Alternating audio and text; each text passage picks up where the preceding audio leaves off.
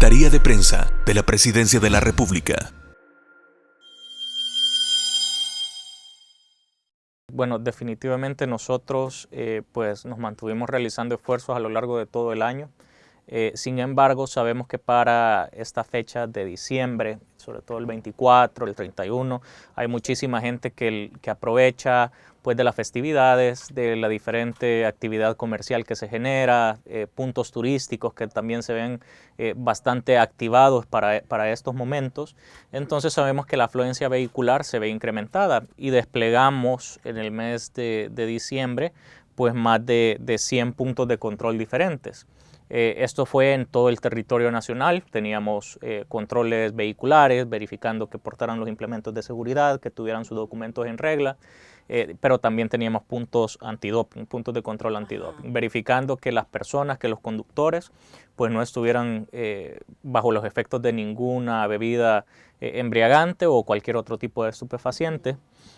Y solamente para las fechas entre el 23 del 23 de diciembre al 1 de enero se realizaron 2.915 pruebas. Más del 10% de las pruebas realizadas se dieron solamente, ni siquiera en diciembre, sino específicamente en estos días festivos, correcto. Y de estas pruebas, a lo largo del año, más de 22.200, ¿qué porcentaje dio positivo, viceministro? A partir de las pruebas que se realizaron, se tiene como resultado en todo el año la detención de 1.455 conductores peligrosos.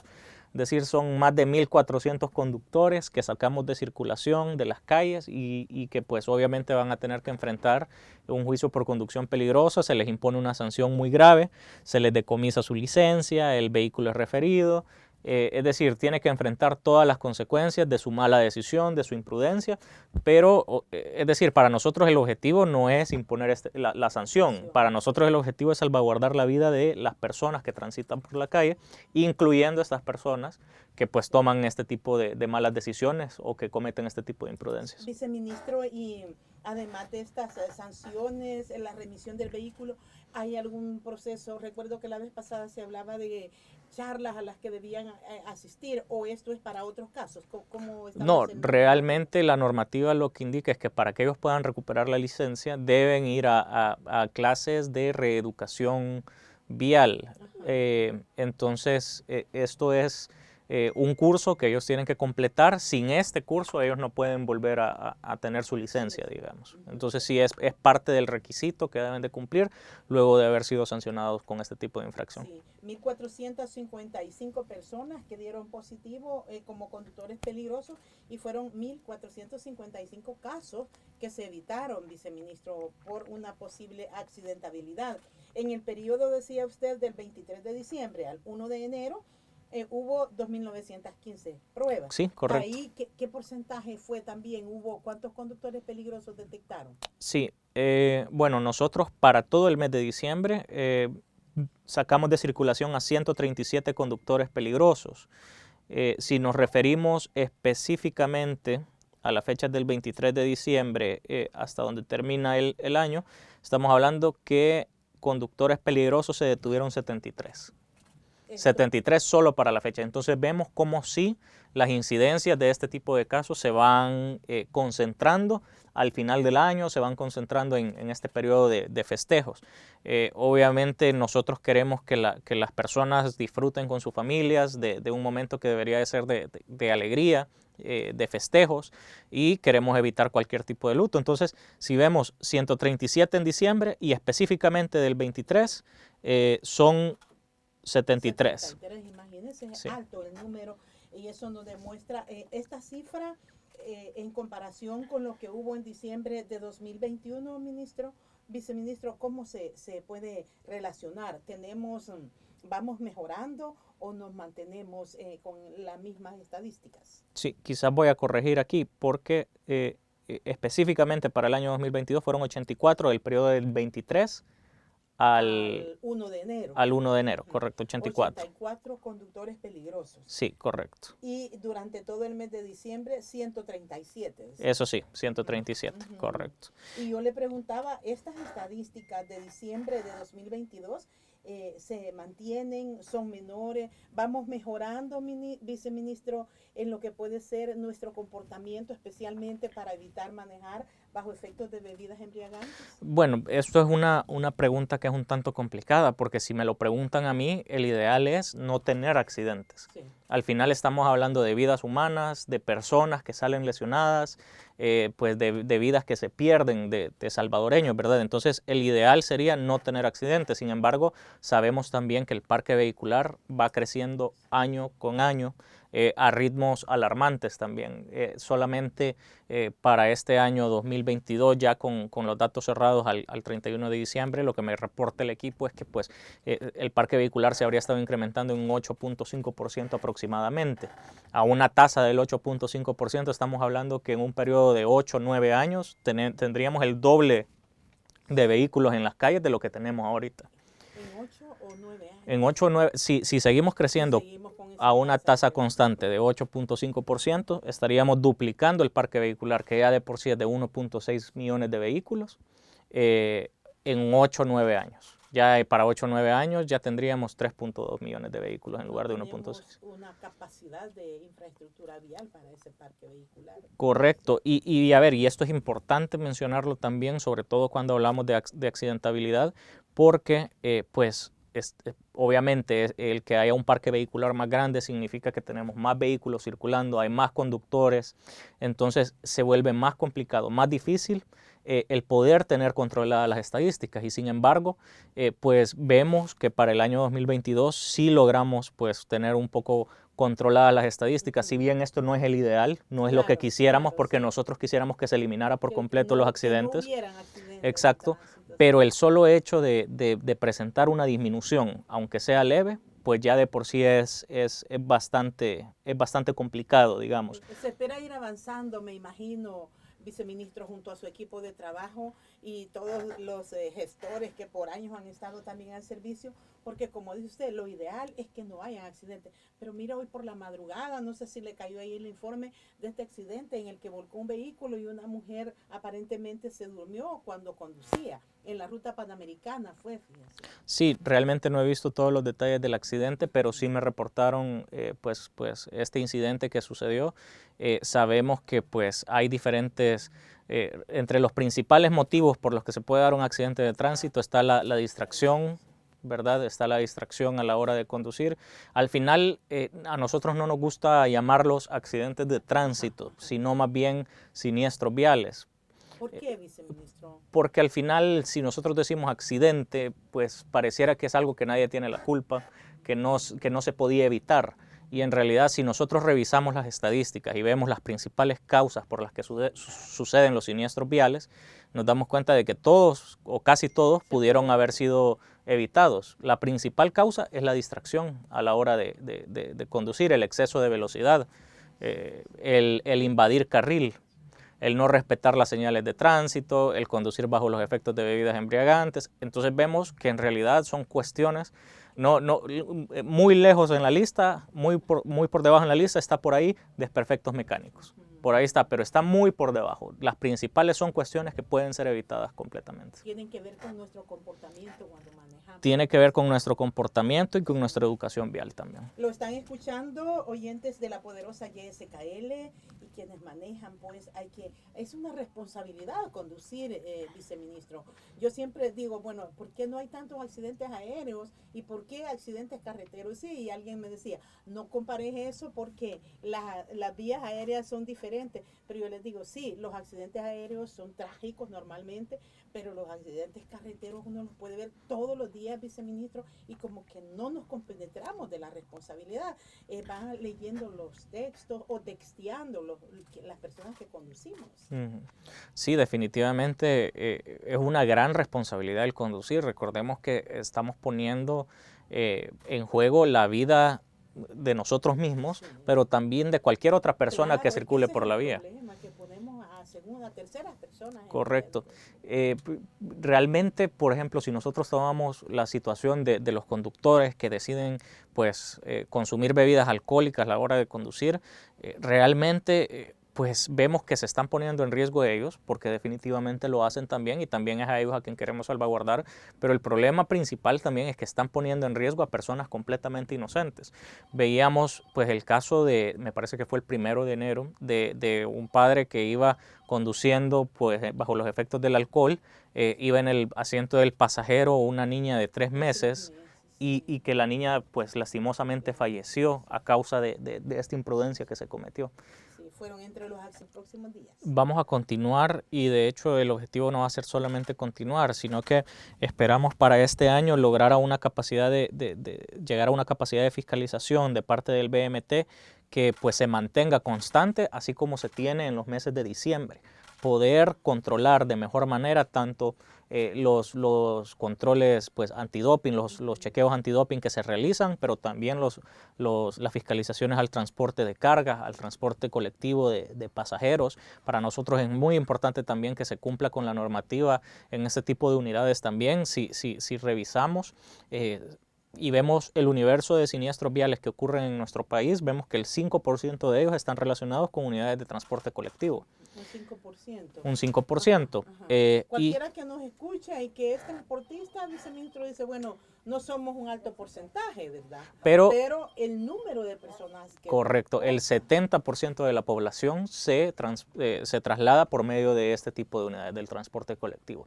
Entonces, si bien es cierto, es menor, digamos, la cantidad de vehículos en sí que se ven involucrados en este tipo de siniestros, los efectos pueden ser pues más nocivos en los momentos en los que se dan. Y lo mismo ocurre para los casos en los que están involucrados pues unidades de transporte de carga, donde pues vemos que de todos los accidentes que suceden en el país, el 8% aproximadamente está relacionado con unidades de transporte de carga. Por las dimensiones y por el peso que presentan este tipo de vehículos, pues sabemos que un accidente que involucre pues carros particulares con vehículos de transporte de carga, pues es bastante probable que los resultados puedan ser fatales incluso, ¿verdad? Entonces, por eso es que para nosotros es importante que pues también se mantengan, es importante los controles antidoping, pero también para nosotros es importante los controles a estos dos tipos de transporte también. Al transporte de carga y al transporte de pasajeros. El transporte de carga, viceministro, tiene una reglamentación particular sobre el tipo, la cantidad de carga que deben transportar, las rutas que deben seguir. Le pregunto porque estamos en esto de la zafra.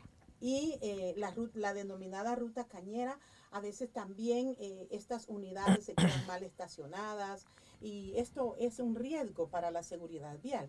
¿Qué acciones se van a tomar, viceministro, digamos, tanto para el transporte de carga, que tiene una regulación diferente, como para el transporte de pasajeros? Sí, es decir, hay normativas específicas para cada uno de los transportes que circulan por nuestro país.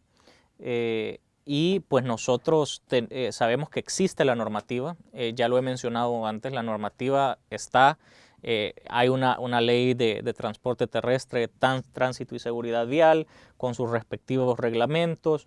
Lo que hace falta es reforzar la aplicación de este tipo de leyes y de normativa. Entonces, ahí es donde entra en juego también el reforzar la capacidad de fiscalización que tiene el BMT, incrementar el número de gestores. Esto es algo... Esto se va a hacer. ¿Cuántos tiene el viceministerio autorizado ya? Tenemos alrededor de 300 gestores y estamos pensando en llevarlos a aproximadamente unos 600 gestores. Nosotros queremos hacer esto, bueno, sabemos pues que a partir del año pasado, el 16 de marzo, se le dio la facultad por Ministerio de Ley a los gestores de tráfico de poder aplicar sanciones. Reforma, ¿verdad? Sí, a partir de marzo del año pasado ya podían pues poner esquelas. Entonces esto los convierte en la autoridad en la calle. Sabemos que pueden ser nuestros ojos también a la hora de controlar a los conductores que no están cumpliendo con la normativa, y es por eso que pues se va a incrementar el número de gestores, se va a incrementar el número de inspectores también, que son muy importantes, pues son ellos los que generan los informes para cualquier tipo de proceso sancionatorio.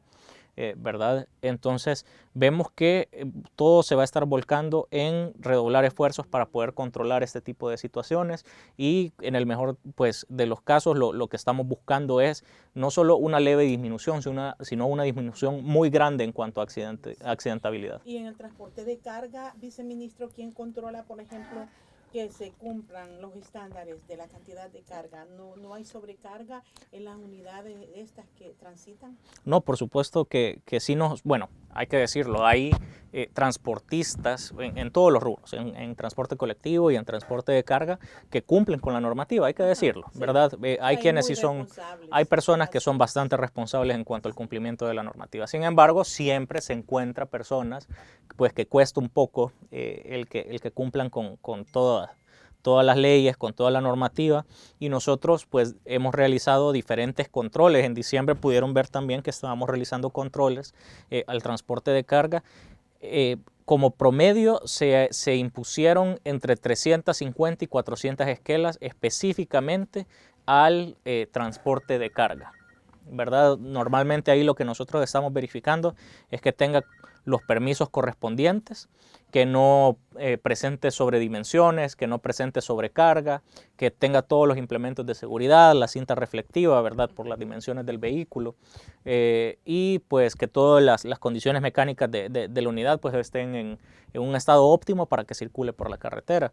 Además de eso, verificamos que no estén circulando por vías no autorizadas y que además de eso lo estén haciendo en el horario que está establecido. Hay horarios establecidos, sobre todo priorizando que ellos circulen en los momentos donde no hay tanto vehículo particular en las calles. En las calles, estas son las disposiciones que se deben hacer para el transporte de carga. Hay también el plan de semaforización. Ya usted lo ha dicho en conferencias de prensa que han brindado, viceministro, que se va a ejecutar un plan piloto. ¿Cómo funcionará y de qué fecha estamos hablando de este plan piloto y cuáles van a ser como los componentes a observar y a medir en el plan? Sí, bueno, uno de los principales objetivos de este proyecto que estamos impulsando es el de renovar el parque semafórico que tenemos en el país. Es una renovación. Vemos que los semáforos que tenemos actualmente vienen de varias décadas atrás. Son semáforos que se programan de forma manual, es decir, si se necesita, por ejemplo, llegar a programar en una intersección en específico, llega alguien de nuestro equipo de semáforos y le pone que va a durar 30 segundos en verde y 30 segundos en rojo. Ahora, ¿qué es lo que va a pasar con este tipo de semáforos? Y es que son semáforos inteligentes. ¿Y por qué son inteligentes? Estos semáforos van a estar conectados a un centro de monitoreo desde el cual se les va a poder dar control en tiempo real y se va a poder modificar o programar en tiempo real de acuerdo a la demanda que haya en cuanto al flujo vehicular. E incluso el mismo software con el que van a contar les va a permitir detectar a ellos dónde es que se está generando más flujo vehicular y poder ajustar su programación de acuerdo a ese flujo vehicular. Si hay una intersección que está presentando pocos o básicamente ningún vehículo, pues obviamente que va a priorizar la otra intersección donde posiblemente haya un flujo vehicular mucho más grande y le va a dar un tiempo mayor en luz verde a esa carretera o a esa vía que esté presentando el mayor flujo vehicular. Este plan piloto se ha pensado solo para el área de San Salvador, viceministro. Sí, digamos que cuando hablamos de plan piloto nos referimos al mes de enero, porque en total se van a estar instalando 2.871 semáforos este año. Se va a hacer de forma pues paulatina y esperamos que este mes de enero pues ya estemos empezando a instalar los primeros 35. Estaríamos hablando de entre 8 o 9 intersecciones diferentes en el área metropolitana de San Salvador. Se estarían priorizando aquellas pues que tienen bastante flujo vehicular y también algunas que pues son no solamente intersecciones sino redondeles. Los redondeles son un problema, viceministro, para transitar. Hay personas que como que no podemos calcular bien la velocidad o la distancia. Y mire, se hace siempre en un redondel una prolongada fila por cada uno que piensa salir y no sale. Es complicado. Sí, esto sobre todo se genera en aquellos redondeles que tienen una demanda asimétrica en sus diferentes intersecciones. Es decir, tienen una intersección donde fluye bastante cantidad de vehículos y eso dificulta que las personas que vienen de otras intersecciones donde quizás no es tanto el flujo, pues que puedan incorporarse. Se generan trabazones, bloqueos, incluso hasta accidentes. Entonces, no es primera vez en el mundo que se van a poner semáforos en redondeles. En diferentes partes del mundo, México, Estados Unidos, vemos que tenemos este tipo de semaforizaciones, pero sí en el país iba a ser definitivamente de la primera vez, y va a ser además algo novedoso el que estos semáforos también sean pues inteligentes y puedan ajustarse de acuerdo a la demanda que estamos viendo. Porque se supone que el semáforo ha sido como la herramienta, fíjese, para eso, para que no hayan semáforo y para que las vías que confluyen ahí, cada conductor pueda ir como cediendo el paso y buscando la oportunidad para incorporarse. No ha sido funcional, ¿verdad? En muchos redondeles acá ha sido complicado, ¿no? Es complicado, sobre todo en aquellos redondeles que, como menciono, pueden tener algún flujo de carga asimétrico, ¿verdad? Eso es lo que genera este tipo de congestionamientos y de dificultades a la hora de querer pues incorporarse a ese redondel, y genera los bloqueos, el tráfico. Y hemos visto, por ejemplo, en diferentes redondeles en nuestra ciudad, que pues hemos tenido que poner gestores de tráfico para poder ayudar un poco a ordenar el flujo de los vehículos, la entrada de los vehículos. Entonces, precisamente esa función lo estaría haciendo de forma automática un semáforo. Esto no quiere decir que se va a sustituir, por ejemplo, a un gestor de tráfico, sino que ya el gestor de tráfico podría estar pues enfocándose más en velar porque se esté respetando la normativa, cuestiones de velocidad.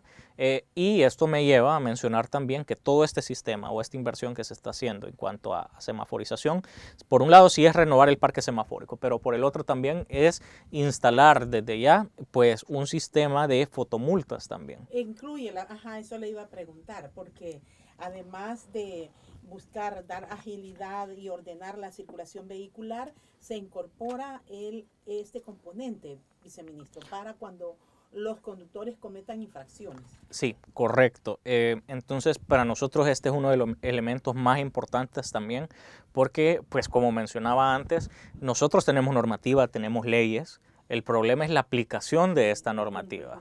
Normalmente los conductores se aprovechan de que no miran una autoridad de tránsito en la calle, un policía, un gestor.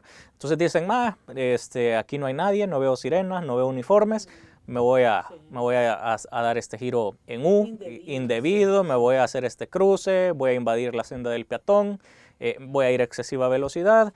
Entonces, pues esto lo que va a permitir es que sin la necesidad de que haya una persona, una autoridad ahí presente, pues 24 horas del día, 7 días de la semana, va a estar el sistema que va a detectar cualquier tipo de infracción que haya. Y los 35 semáforos de este plan piloto que se va a hacer hoy en enero, viceministro, ¿ya llegaron o están por llegar?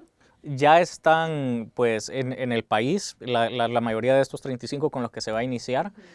Obviamente ahorita en lo que se está trabajando es en los diferentes estudios del punto exacto donde se va a colocar estos primeros 35, y además de eso pues en la elaboración de las estructuras en las que se van a colocar estos, porque van a ser estructuras entre nuevas y también a utilizar estructuras que ya tenemos disponibles. Con los actuales semáforos. Correcto. Y cuando se registre la fotomulta, viceministro, ¿me van a notificar o va a ser notificado el conductor que ha sido infraccionado? ¿Cómo se va a enterar él? El sistema va a estar funcionando por medio del reconocimiento de la placa del vehículo. Obviamente esto quiere decir que vamos a tener que fortalecer por medio de ley pues aquellas infracciones a los conductores que dificultan la visibilidad o que tapan de alguna manera la placa del vehículo. Vamos a hacer controles específicos para verificar que los conductores no estén realizando este tipo de acciones, porque el sistema va a depender precisamente de leer la placa. Entonces vamos pues a endurecer las infracciones por tapar o no portar las placas visibles, y pues estaría detectando la placa y la infracción estaría siendo aplicada específicamente al vehículo, no al conductor en este caso. ¿Y cómo se va a enterar el conductor para ir a pagar, viceministro? Porque hay un periodo en el que no me aplican intereses. Sí, bueno, lo primero va a ser que nosotros estamos buscando diferentes maneras para poder notificar. La principal obviamente es vía correo electrónico, que permite, además de pues notificar que se ha cometido una infracción y que hay una esquela que se ha impuesto, él también permite compartir una fotografía del momento exacto en el que estuvo cometiéndose la infracción. Esto le llega al propietario del vehículo, ¿verdad? Pues sabemos que de repente uno puede prestar el vehículo, pero es importante tener la responsabilidad también de a quién se le está prestando. Por supuesto, y para nosotros es importante reforzar la autoridad que como gestores de tráfico tienen en las calles. Ya lo mencionaba antes, a partir del 16 de marzo del año pues, que acaba de terminar, ellos ya pueden imponer infracciones. Y es lamentable ver que pues, conductores totalmente irresponsables pues agreden a estos gestores. Sabemos que es un trabajo difícil el que realizan.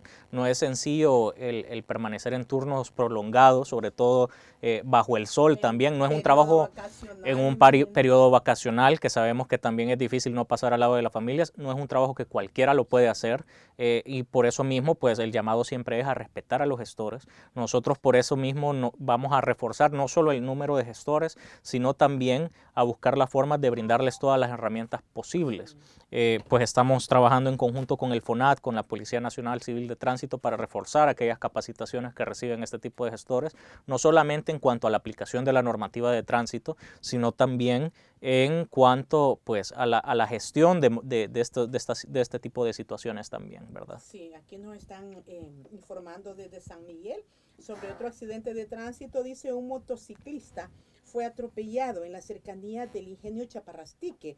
Un camión lo embistió, al parecer porque el fallecido, dice, iba a bordo de su motocicleta y le rebasó e invadió el carril. Este es otro aspecto, la conducción de los motociclistas. Ellos incurren en algunas acciones temerarias, viceministro, cuando van manejando también. Sí, yo creo que esa es la palabra, realmente raya con lo temerario el tipo de acciones que ellos realizan a la hora de conducirse. Vemos que, por ejemplo, si nosotros nos referimos al número de motocicletas que están en el parque vehicular, vemos que hay alrededor de 490,000, casi 500,000 ahorita para simplificar el cálculo. Sí. Y en cuanto a la cantidad de conductores que tienen pues licencia para conducir una motocicleta, vemos que solamente alrededor de 248,000, es decir, estamos hablando de alrededor de un 50% de los conductores de motocicletas cuentan con una licencia respectiva.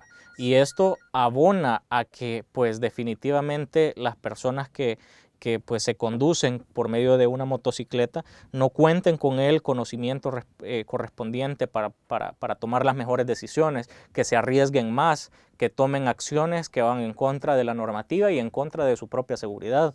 El resultado de esto, pues al final son vidas humanas también. Vemos que del total de las personas fallecidas, un tercio son motociclistas. Entonces, el no portar esta licencia, el no respetar la normativa, el no cumplir con todas las condiciones de seguridad, al final a lo que lleva es a que los conductores de motocicletas estén pagando con sus propias vidas.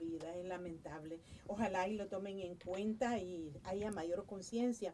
Viceministro, me interesa que nos comente un poco sobre las placas. Se comenzó con este sistema Alfa que incluye letras y se vendrá la renovación a partir de 2024. Pero fíjense que preguntan qué acciones se van a tomar, dice, para el sistema de transporte de pasajeros. La ruta 41B de Bosques del Río, los usuarios dicen que ha acortado el recorrido. Le pregunto si ha habido modificación, porque anteriormente dice que esta ruta 41B venía de Bosques del Río, de Soyapango, hacia el centro de San Salvador, pero desde hace algunos meses está llegando hasta la estación del Citrams. Y la otra pregunta son taxistas. Dice, ¿por qué se permite que haya tanto vehículo particular dando servicios de transporte de alquiler? Yo le preguntaba al oyente, no deben estar en Uber, no están registrados en la plataforma. La plataforma la usa usted, me dice, y tiene que hacer uso de su dispositivo móvil. Estos taxis particulares, no, la gente les llama por teléfono en Metapan. Sé que el transporte selectivo también tiene su propia regulación, viceministro. Sí, correcto. Quizás empezando por la primera... De la 41B. Sí, de la denuncia. Nosotros definitivamente estamos buscando incrementar la capacidad de fiscalización que tiene el BMT. Sabemos que tenemos una capacidad limitada para poder supervisar personalmente cada uno de los puntos, las rutas y todos los diferentes tipos de situaciones que se generan, pero nosotros este año le vamos a apostar precisamente a eso, a incrementar el número de personas que van a poder estar haciendo ese tipo de fiscalizaciones, y definitivamente que vamos a tomar el dato para esta ruta en específico para no verificar. Hay modificación de recorrido. Del momento que yo sepa no hay ningún tipo de modificación, pero vamos a verificar también el tipo de... Sí. Y sobre lo de los taxis que no están autorizados y que tampoco están registrados en estas plataformas digitales, porque hay distintas plataformas de transporte de alquiler. Hay algunas acciones que se puedan hacer ante ellos me decían que son taxis piratas, viceministro. Sí, bueno, definitivamente nosotros también aquí entra en juego el tema de incrementar la capacidad de fiscalización, sí, porque en la medida en que nosotros podamos tener más controles, también vamos a poder detectar más fácil este tipo de situaciones y vamos a poder aplicar el tipo de sanciones que sea correspondiente de acuerdo a cada una de las faltas. Y aquí también los usuarios, viceministro, porque en la medida en que yo utilizo un taxi que tiene un registro, un permiso, también tengo mayor respaldo ante cualquier imprevisto que pueda ocurrirme cuando estoy haciendo uso del taxi. Y si las personas utilizan estos taxis que no tienen registro, pues en caso que haya algún percance, están como desprotegidos. Hay un valor agregado, viceministro, el ordenamiento del transporte selectivo me garantiza también protección. Sí, correcto. Hay toda una normativa pues que también lo que busca es proteger y garantizar la seguridad de las personas que se trasladan por este tipo de medios. Entonces sí hay un valor agregado en ese sentido y sí queremos que se vaya regulando pues toda la situación de las unidades que puede que no estén con los permisos debidos. Sí, hablemos de las placas, viceministro. Dice usted que tenemos este parque vehicular que ha seguido creciendo en más del 8% y se inició la entrega de estas nuevas placas. ¿Cómo va este proceso, viceministro? Pues es algo en lo que seguimos trabajando. Nosotros vemos, por ejemplo, que se hizo una reforma a la ley para poder prorrogar la vigencia de las placas. Esto lo que se hizo pues, fue sobre todo para cuidar el bolsillo de las familias salvadoreñas. Vemos que estamos saliendo de un momento de bastante complicado en cuanto a la crisis económica que se generó a partir de la pandemia y a partir de todas las afectaciones que tuvo la cadena de suministros alrededor del mundo. Esto fue algo pues global. Veíamos ahí contenedores cuyos fletes se habían duplicado, triplicado, estaba carísimo y esto obviamente encareció absolutamente todo. Sabemos que es un poco complicado también el destinar pues un presupuesto de la familia a estar pues renovando las placas en este momento. Entonces por eso una de las salidas que se le buscó pues es darle un poco más de vigencia a estos elementos para pues postergar un poco más el tema de la renovación. De la renovación hasta 2024. Correcto. Sí, y ahí en este aspecto, viceministro, también me estaban preguntando sobre aquí estaba leyendo el mensaje que nos enviaron acerca de la reforma, dice, y las tarifas intermedias que no se estaban cumpliendo porque muchas rutas estaban cobrando los recorridos completos aun y cuando las personas iban a recorridos intermedios. ¿Qué es lo que sucede? ¿Qué acciones se pueden tomar contra estos transportistas que le cobran más a los pasajeros?